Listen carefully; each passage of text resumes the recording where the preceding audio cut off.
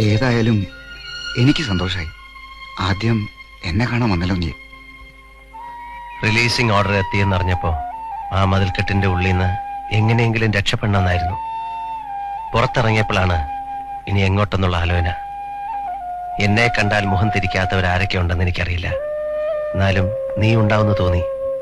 ഞാൻ എന്നും ആലോചിക്കും നിന്നെ പറ്റി. നമ്മൾ ഈ വഴി സ്കൂളിൽ പോയതും കളിച്ചതും വളർന്നതും ഒക്കെ. ഓർമ്മയുണ്ടോ ഈ പാലം? ദേവിയെ കാത്ത് നമ്മളിവിടെ വന്നിരിക്കാറുള്ളത്.